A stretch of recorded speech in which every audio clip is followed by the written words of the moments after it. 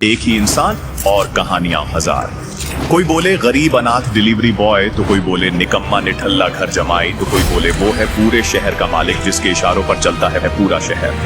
कौन है सच्चा, कौन है झूठा, सबके नजरों में है, फिर भी क्यों नहीं है उसका कोई वजूद। और इसी बीच शहर में होने वाला है कुछ बहुत बड़ा, जिसने उड़ा दी है पूरे पुलिस डिपार्टमेंट की रातों की नींद। ऐसा क्या बड़ा होने वाला है? क्या वो इंसान है उस होने वाले हादसे के पीछे? सुनिए उस इंसान की कहानी जो भीड़ में होकर भी है अकेला। 1 करोड़, 2 करोड़, 10 करोड़। अरे अलैना जी, आपने तो आधा शहर ही खरीद रखा है। कुछ छोटे मोटे सौदे हमारे लिए भी छोड़ दीजिए। इस बिजनेसमैन की बात सुनकर अलाइना के चेहरे पर एक कातिलाना मुस्कान आ गई। अलाइना शहर की सक्सेसफुल बिजनेस वूमन थी और वो मुस्कुराते हुए अपनी जगह पर बैठ गई। लेकिन तभी एक आवाज ने वहाँ मौजूद सभी के होश उड़ा दिए। 50 करोड़, सीधा 50 करोड़। ये कौन है? अरे ये तो डिलीवरी बॉय अभिनव है। इसके पास कहाँ से आए 50 करोड़? देखो, इसे कोई पहचान न पाए इसीलिए सज धज के कोट पैंट पहन के आया है। अरे हाँ, 2 दिन पहले ये मेरी ऑफिस पे लंच डिलीवर करने आया था। अरे हमारी कोई इज्जत नहीं है क्या? ऐसे ही कोई ऐरा गहरा इतनी बड़ी नीलामी में कैसे आ गया? वही अभिनव चुपचाप अपनी जगह पर बैठा हुआ इन सब की बातें सुन रहा था कि तभी एक और आदमी तेज आवाज में बोल पड़ा। एक इंसान ने ऑक्शन मैनेजर से कहा, अभिनव के पास 50 करोड़ तो क्या 50 रुपए भी नहीं होंगे। उन्हें ये नीलामी बंद करके अलैना को वो इम्पोर्टेड कालीन दे देना चाहिए।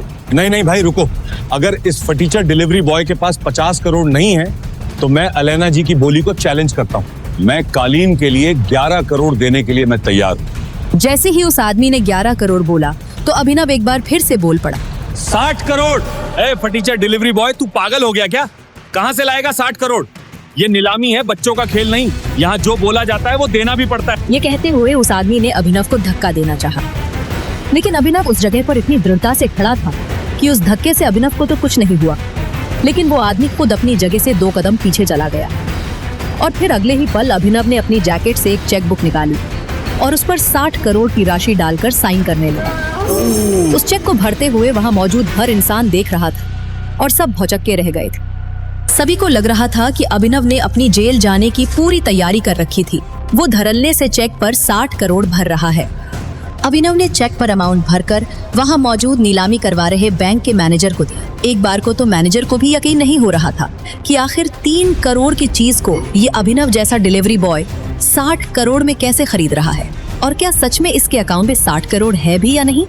मैनेजर ने थोड़ी देर तक उस चेक की जाँच पड़ताल की और जब उसने ऑनलाइन बैंक अकाउंट में बैलेंस देखा तो उसके होश ही उड़ गए। इसके बाद मैनेजर खड़ा हुआ और माइक पर बोला, ये नीलामी यही समाप्त की जाती है और ये विशेष इम्पोर्टेड कालीन 60 करोड़ रुपए में अभिनव जी को दी जाती है। जैसे ही मैनेजर ने माइक से ये अनाउंसमेंट किया तो वहाँ बैठे सब लोगों की आंखें फटी की फटी रह गई। सबसे पीछे खड़ी एक बहुत ही खूबसूरत लड़की मिस अलैना, जिन्होंने 10 करोड़ की बोली लगाई थी, उनके पास किसी का कॉल आया।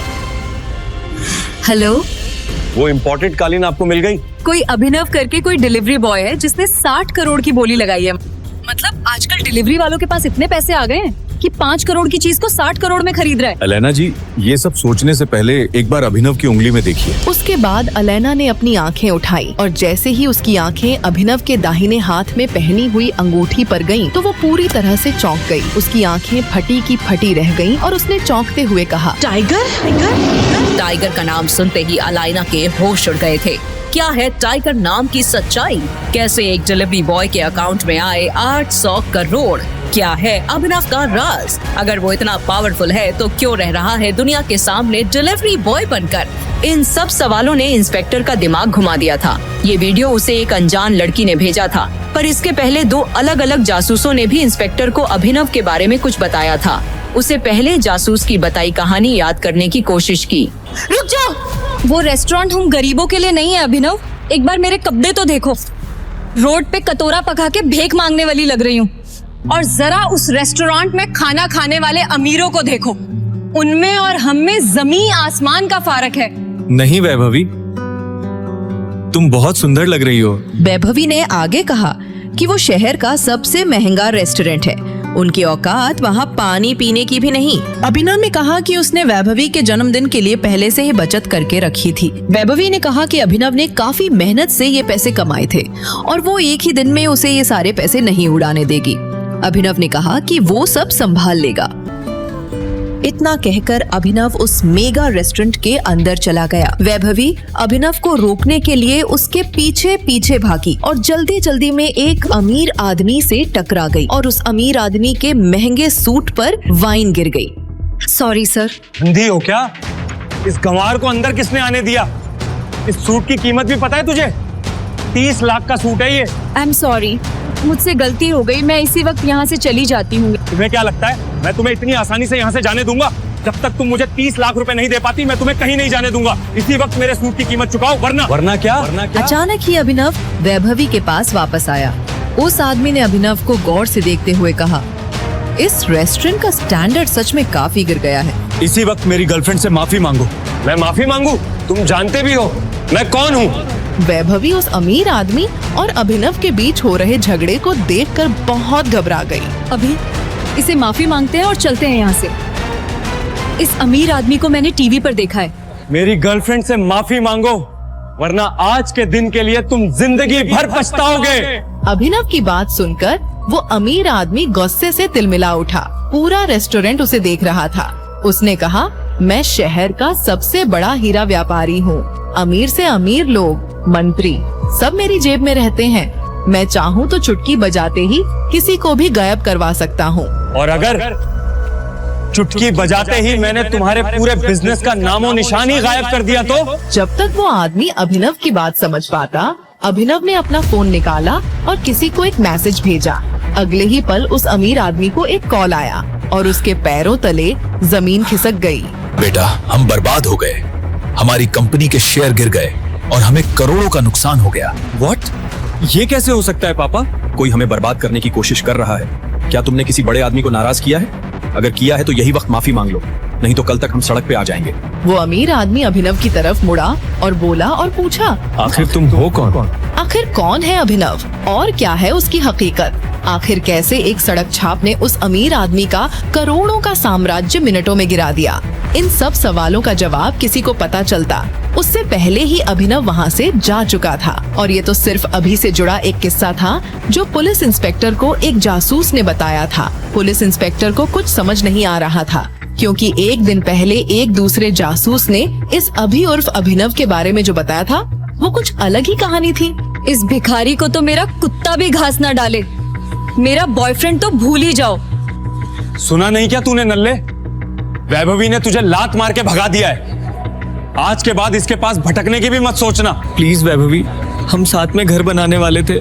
मैं तो हमारे लिए पैसे भी जोड़ रहा था। झोपड़ी को घर नहीं कहते अभिनव, जाओ यहाँ से। अभिनव की गर्लफ्रेंड वैभवी उसके गले लग गई। अभिनव का सीना दर्द के मारे फटा जा रहा। अभिनव वहाँ से रोते हुए बाहर निकला और शराब की एक पूरी बोतल पी गया। मन ही मन उसने कहा, इससे बेहतर तो मौत दे देता तू। अभिनव नींद और नशे में बेसुध एक कार के सामने आने ही वाला था कि इतने में कार के ड्राइवर ने ब्रेक्स लगा दिए।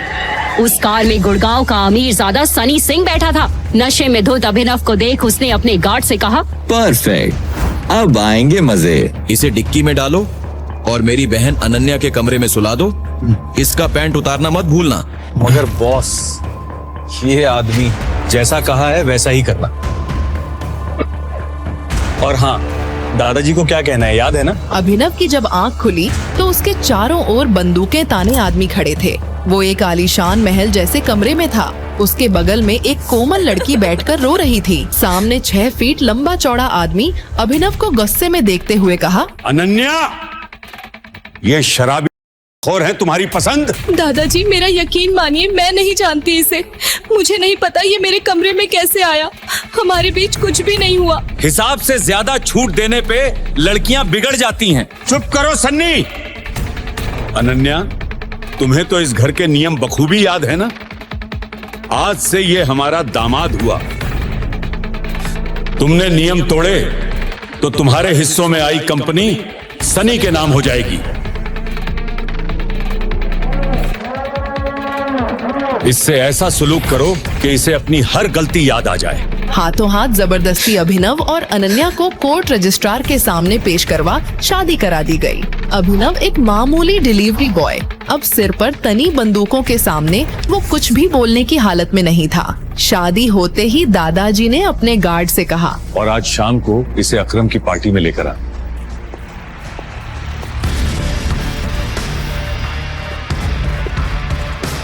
कहीं ज्यादा दर्द तो नहीं लग रहा। दादाजी के आदमियों ने अभिनव के चेहरे का नक्शा ही बदल दिया और फिर उसके बाद हॉस्पिटल ले गए।